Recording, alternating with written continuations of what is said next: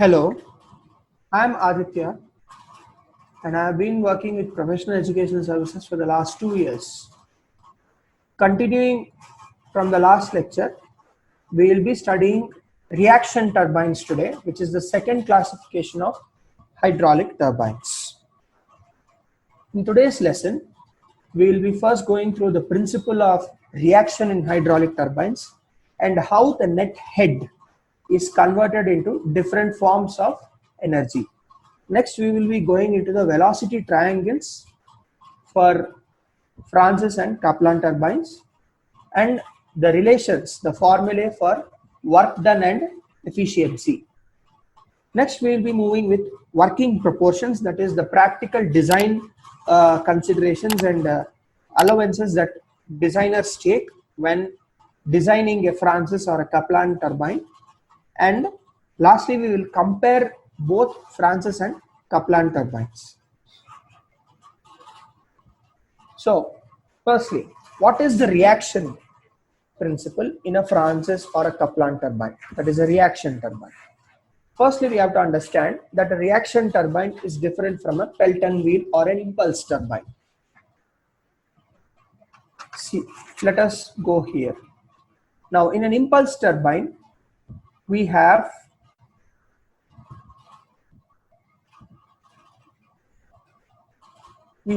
the nozzle from where water is ejected onto the buckets. That means high velocity water is impinged upon the buckets. Here the net head is converted into velocity of the water. However, in a reaction turbine, the net head does not go to the velocity conversion entirely. There is some sort of difference. We'll explore that difference here. Firstly, we have to understand that working fluid is continuously expanded. As you can see, here there are some blades and here there are some more blades. Here there are some blades over here and these are another set of blades. This set of blades is called the fixed blades. These are called the fixed blades.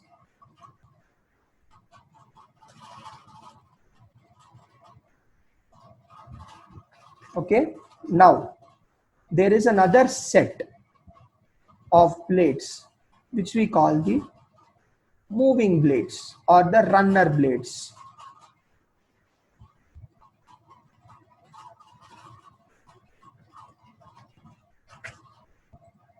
So in a reaction turbine, the working fluid, that is water here, is continuously expanded between the fixed blade and the moving blade. Because this continuous expansion takes place, all the net head available initially is not converted to velocity. Some sort of head, some amount of net head is left in the form of pressure. This pressure causes a reaction force that is exerted on the turbine blade by the working fluid and by the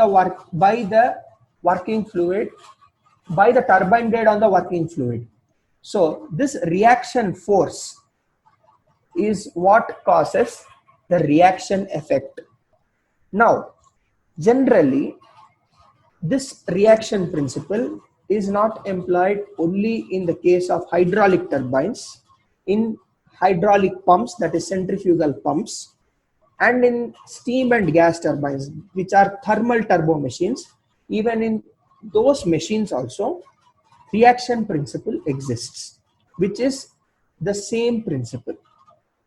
In commercial notes, the first ever commercially viable model was built by a French engineer, Benoit Fourniron, in 1837.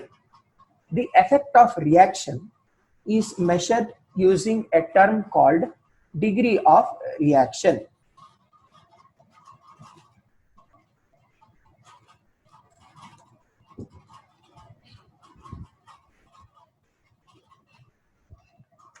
So using the concept of degree of reaction, we measure the effect of reaction force exerted by the turbine blade on the working fluid.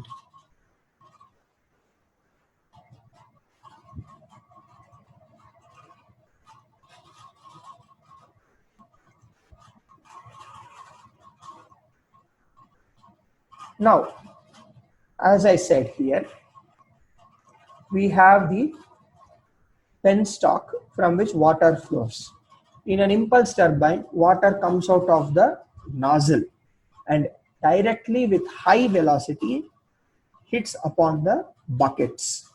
However, in the case of reaction turbines, water is expanded through a pipe onto the fixed and the moving blades. Now what happens here? Because all the velocity is not converted, all the net head is not converted to velocity, and some head is left back, there is some more head that is to be expanded. This head has to be expanded through the draft tube. Okay, this draft tube converts the remaining head into velocity and helps the water flow out of the turbine.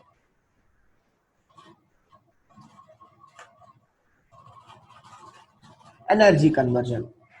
What forms of energy is there? As we can see, there are three forms of energy. That is the inlet pressure,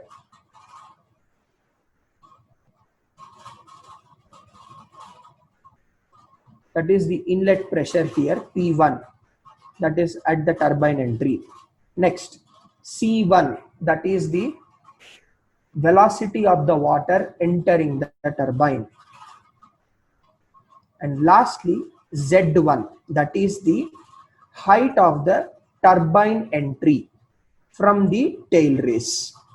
Okay, so these three forms of head are converted, are combined to give the net head available for the turbine. Okay, now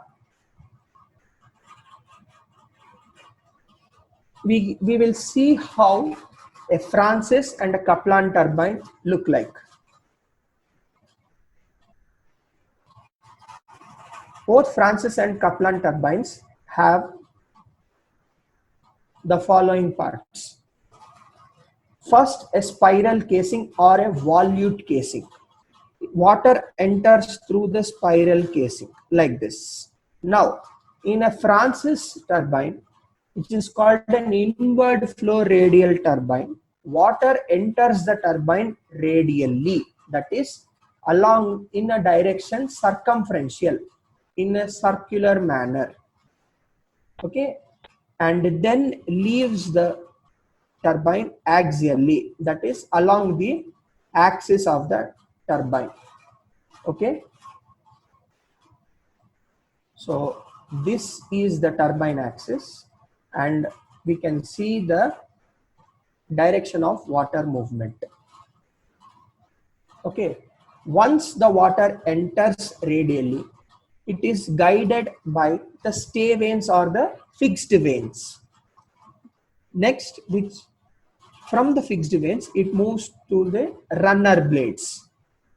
And finally, it enters the draft tube for further expansion so that no water stays inside the turbine. In a reaction turbine, in a Kaplan turbine, water enters through the stay vanes, that is the fixed vanes, through a wicket gate. Here, there is a wicket gate.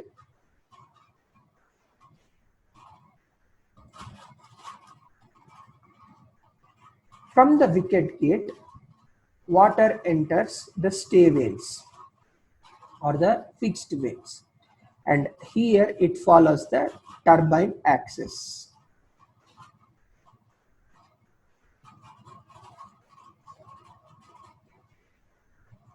This is the red line represents the axis of the turbine. And finally, water comes out along the direction of the turbine axis. So a Francis turbine is an inward flow radial turbine, which means water enters radially and leaves axially. A Kaplan turbine, on the other hand, is the completely axial flow turbine.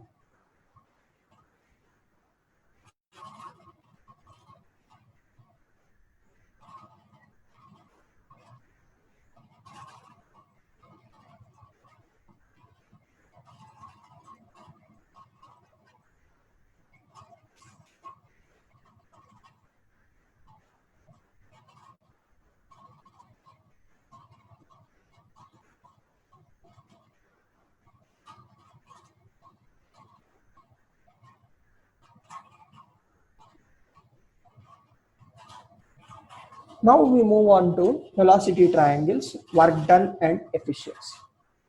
Both Francis and Kaplan turbines have an axial exit. Therefore, the outlet velocity component, whirl velocity component is 0. The outlet velocity, in the outlet direction, water does not have any rotational or a whirl component. Francis turbine has a radial inlet and a Kaplan turbine has an axial inlet. You can see a Francis turbine has two different diameters, U1 and U2. D1 refers to the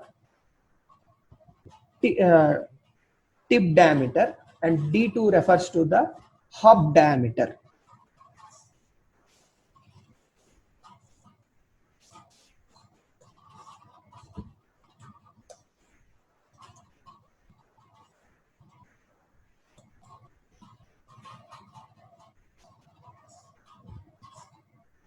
Now, D1, which is the tip diameter of the blade, is greater than D2. That is the hub diameter. That is the diameter of the wheel root or the wheel. So, we have two different wheel components. However, for a Kaplan turbine, U1 and U2 are the same. That is at D2. That is hub diameter, inlet diameter only. So for a Kaplan turbine, D2 is the inlet diameter, that is the hub diameter. And in a Kaplan turbine, water moves in the axial direction only. So if this vertical line represents the axis of the turbine, then these two directions, the red lines represent the direction of motion of water. Because they are in the same plane, and unidirectional, the axial velocity of the Kaplan turbine remains constant. That is C1x and C2x are constant, and we will simply write it as Cx. The flow velocity also remains constant in a Kaplan turbine. You can see the nomenclature that we will be following for this particular lecture.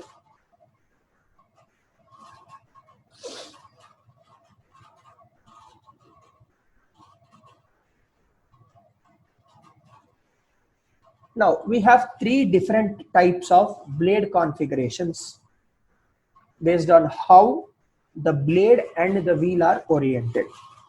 So one is called the backward swept blade. So let us say the wheel is rotating in this direction towards the right side. If the blade curvature is behind the wheel direction, that is away from the direction of motion, then we call it as backward swept blades. And we can see the velocity triangles drawn for a backward swept blades. We must note that the inlet blade angle beta 1 is always acute.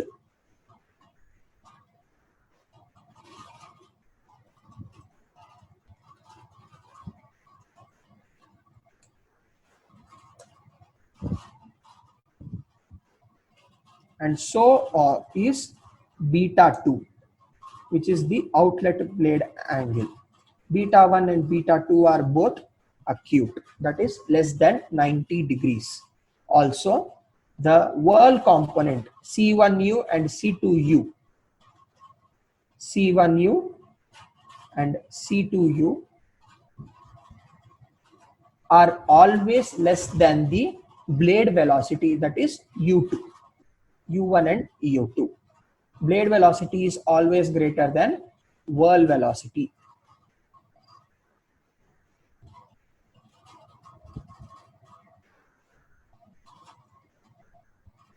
Next we have radial blades. Now in a radial blade, the blade curvature is independent of the direction of motion. Why? Because the blade curvature B is located on the blade surface here, as you can see. Now, because the blade curvature is on the blade surface, we can rotate the blade in any direction irrespective of the orientation of the curvature. And because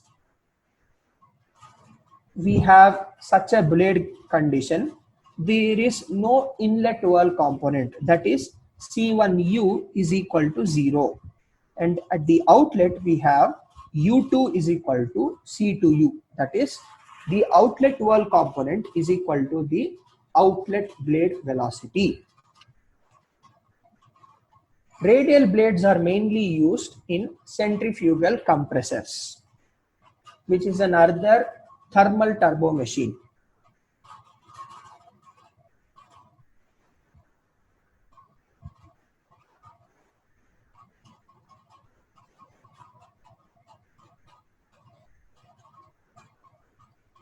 Next we have forward swept blades. Forward swept blades. Now let us look at the direction of motion for the forward swept blade. The direction of motion is in this way, towards the left side, and the blade curvature, that is the blade curvature, that is the center of curvature of the blade B, is also in the direction of motion, that is along the same plane as the direction of the V. Because of this, we will have velocity triangles oriented in this format, and the inlet blade angle is always obtuse. Inlet beta 1 and beta 2 are both obtuse, that is greater than 90 degrees. You can see what we measure here is beta 2 dash and beta 1 dash, that is the complement angle of the inlet blade angle when drawing the velocity diagrams.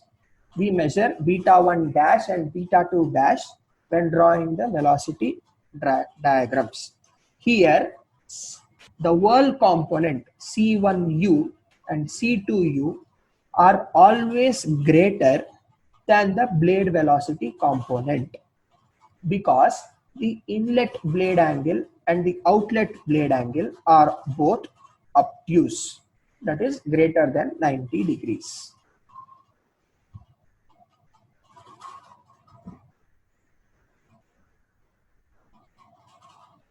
In turbines, generally, we have forward swept blades.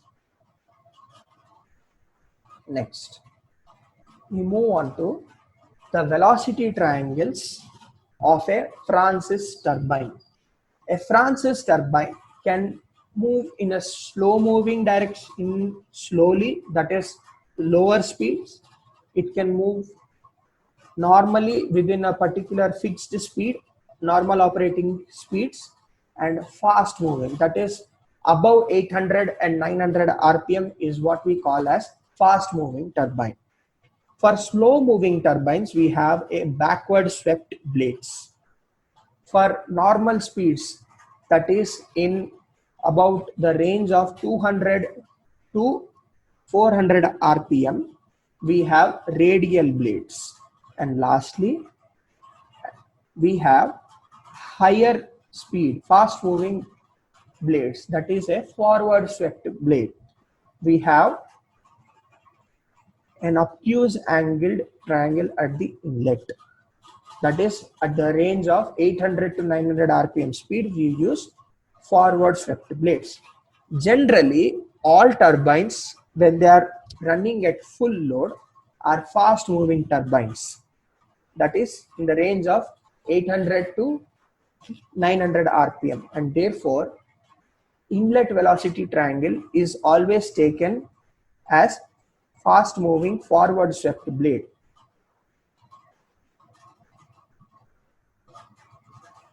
So this is the inlet velocity triangle that is generally considered when designing a Francis turbine under regular working conditions.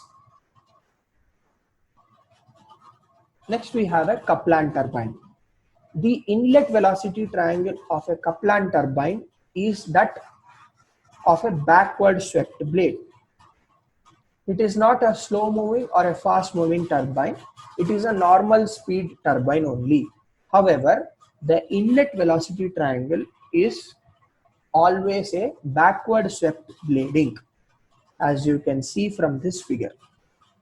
We must now note that both the Francis and Kaplan turbine have an axial exit, which means if this particular line represents the axis,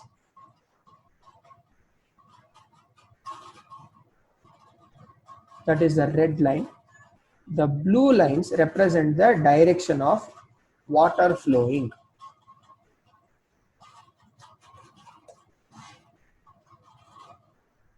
So this is the axis and this is the water flowing. So it is in line with the axis, along the axis of the turbine. So both of them have an axial exit. That is what we must note.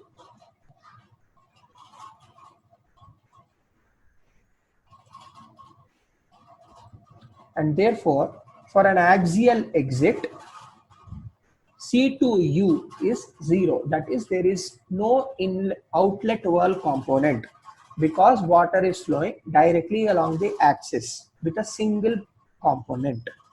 The flow velocity of the water is equal to the absolute velocity of the water. That is, C2 is equal to C2x.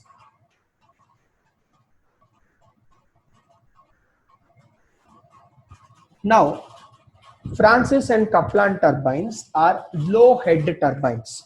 What is meant by low head? Which means the available head, pressure head, is less for Francis and Kaplan turbines.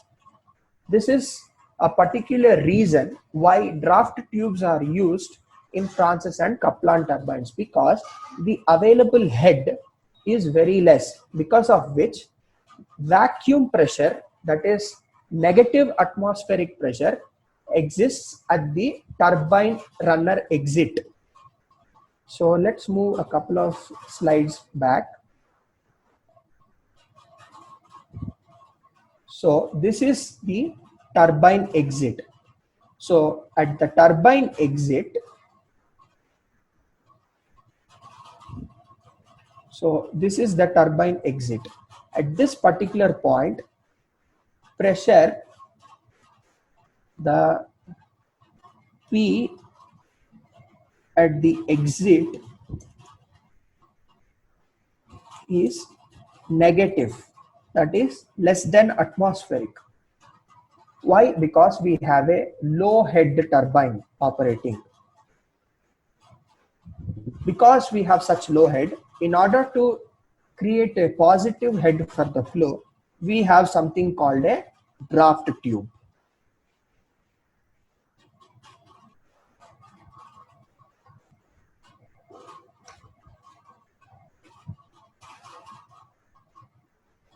So we can see that Francis turbine has a head of 30 meters to 550 meters, while a Kaplan has a head of 1.5 meters to 80 meters.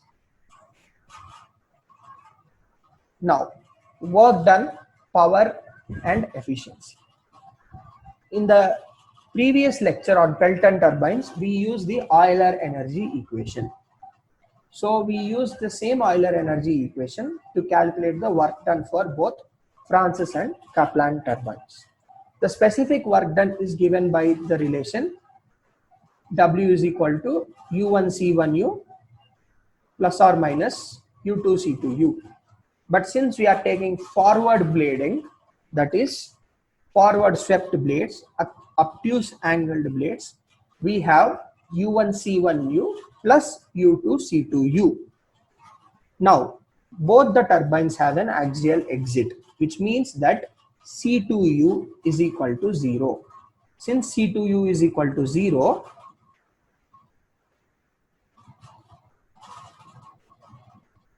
it will be U1C1U only. Power generated is given by mass flow rate into work done.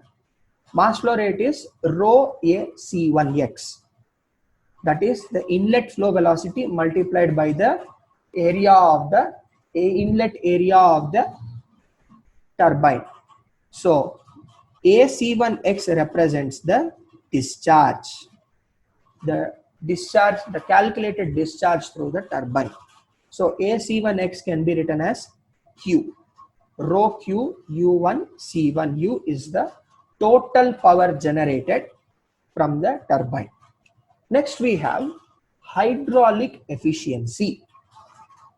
Hydraulic efficiency for a turbine is given by power developed by the turbine divided by power supplied at the inlet. Now, in a conventional Pelton turbine, we had noted that the inlet power, that is the head supplied to the Pelton turbine, is completely converted to the velocity. However, in case of a Francis or a Kaplan turbine, head supplied at the inlet is not converted entirely into velocity, because of which we have to simply write rho g QH instead of C1 square by 2. This partial conversion is responsible for the usage of the formula rho g QH, because not all the head is converted to velocity.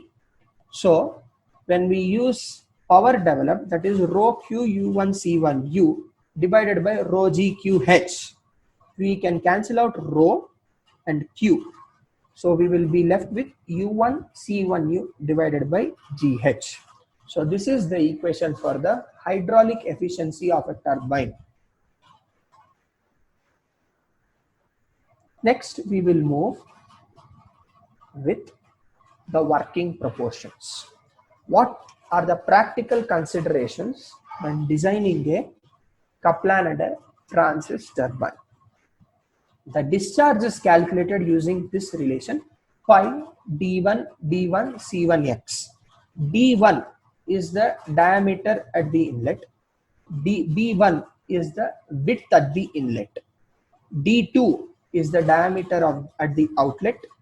B2 is the diameter at the outlet. Then C1x and C2x are the inlet and outlet flow velocities for a Francis turbine. Because the Kaplan turbine has constant axial velocity Cx, we can simply calculate the discharge as pi by 4 into d2 square minus d1 square. D2 represents the tip diameter, d1 represents the hub diameter. Now, breadth ratio, that is b1 by d1. The range of values is 0.1 to 0.4. That means the inlet thickness is roughly between 10% to 40% of the inlet blade diameter for a Francis turbine. For a Kaplan turbine, the inlet blade thickness is the inlet blade width is between 30% to 41% of the inlet blade diameter. Next, we calculate the flow velocity C1x by under root 2gh. The flow velocity proportion is between 0.15 to 0.3 for a Francis turbine, and for a Kaplan turbine it is 0.35 to 0.75. The speed ratio, that is u1 by under root 2gh, is given by Francis turbine. It is between 0.72 to 0.82, whereas a Kaplan turbine has 1.3 to 2.3 as the speed ratio. What we can clearly see here is that a Kaplan turbine is a faster turbine compared to a Francis turbine because the speed ratio and the flow ratio are considerably higher as compared to that of a Francis turbine. Next, some of the installations of reaction turbines are listed in this slide.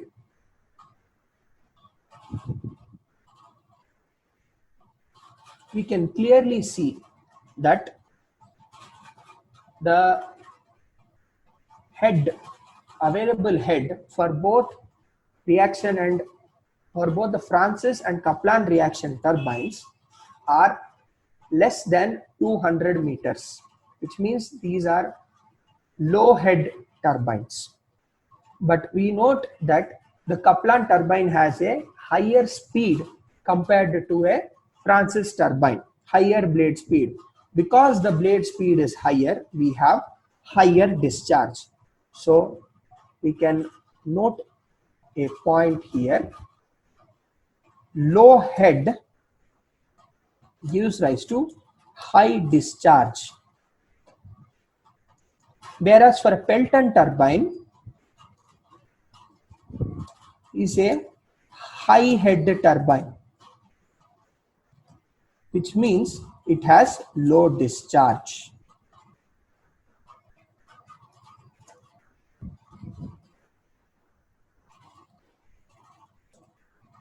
So you have to remember this fact. Kaplan and Francis turbines have low head, which means they have higher discharge. A Pelton turbine, which is an impulse turbine, has a high head, which means a lower discharge.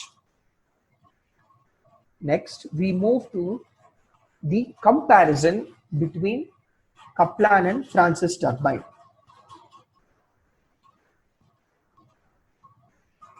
What is the operating difference between a Kaplan and a Francis turbine? The Francis turbine has the runner blades encased in a shroud or a volute casing, whereas in a Kaplan turbine, it is an open propeller type runner blades. Let us go and check the Kaplan and Francis turbine. So here we can see there is the shroud, spiral casing, and here we have an other encasement for the blades. This is for the Francis turbine. As you can clearly see, for the Kaplan turbine, the blades are open. They are not encased in a shroud and they are directly connected to the draft tube. So that is the first thing that we have to note. Next, we have the blades for the Kaplan Francis turbine are fixed, and there are roughly 9 to 25 blades per runner. Whereas in a Kaplan turbine, the blades have a variable pitch. which means the blade's thickness and the blade orientation varies, and there are about 3 to 8 blades only per runner. Let us look at the turbines again. You can see that the blades are fixed and the pitch of the blade is also fixed. They are a one fixed blading orientation. The blade angles are fixed. Here what happens, you can see the Kaplan turbine has a different axial orientation of the blade. So you can see that the blade bends continuously from the inlet to the outlet, which means that the hub here and the tip here are both exposed to the flowing water. If water is flowing, both the hub and the tip are constantly exposed to the working fluid. Because of this, you will have constant blade velocity variation. So for Kaplan turbine, blade angle varies from inlet to outlet.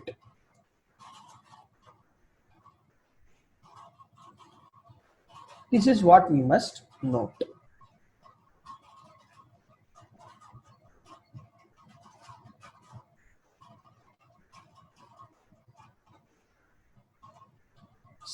Like I said, only one inlet and one outlet edge is exposed per blade. Therefore, we have only one inlet and one outlet blade angle. In a Kaplan turbine, the entire inlet and the outlet edge from hub to tip is constantly exposed to the flow. Therefore, the inlet and outlet blade angles are always varying from the hub to tip. Now, because there is no variation of blade angle in a Francis turbine, only the guide vanes have to be governed. That is, speed control governing is the only thing to be done in a Francis turbine. Only the speed is to be governed in a Francis turbine. However, in a Kaplan turbine, the blade angle and the speed are both to be governed. That is what we call dual control governing. In a Francis turbine, there are higher frictional losses. In a Kaplan turbine, there are lesser frictional losses because of constant axial velocity. Next, a Francis turbine has a larger size compared to a Kaplan turbine, and therefore the civil infrastructure or the amount of material to be invested to build a Francis turbine setup is larger than compared to a Kaplan turbine. Now, we discussed something called as runaway speed in the previous lecture on impulse turbines. Runaway speed is that particular speed where all the load on the turbine is removed at one go, and because of which no power is generated. That runaway speed is between 160 to 200%. That is 1.6 to 2 times that of the design speed. So let us say your design speed is 200 RPM. Then your runaway speed will be between 320 to 400 RPM for a Francis turbine. A Kaplan turbine has roughly 2 to 3 times the design speed as the runner speed, as the runaway speed, which means if 200 RPM is the working design speed, then 400 to 600 RPM is the runaway speed, which means a Kaplan turbine can work with higher speed variations, speed fluctuations, and can last longer. However, we have to look at the normal speed range. That is, for Francis turbine, it is 90 to 1000 RPM, whereas for a Kaplan turbine, it is 70 to 600 RPM. So these are the basic comparisons between both Francis and Kaplan turbines. There are two more turbines which are of the same family, which is what we call the 4-Néron turbine and the propeller turbine.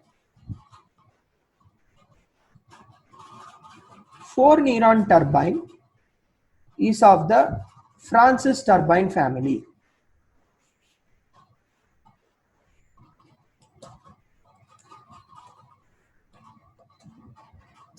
Four-Néron turbine is an outward flow radial turbine, which means axial inlet and radial exit.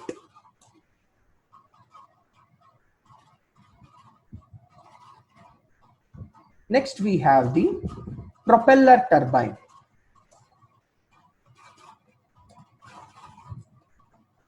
This is of the Kaplan family. The only difference between the propeller and the Kaplan turbine is that the blade pitch is fixed. Blade pitch and the blade angles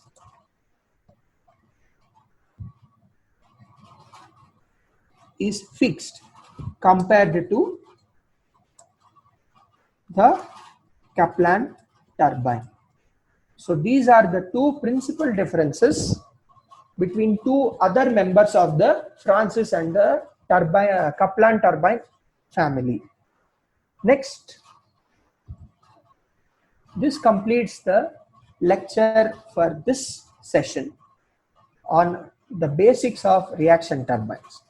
In the next lecture, we will be discussing the last two aspects of the reaction turbine, that is degree of reaction and draft tubes and cavitation in reaction turbines.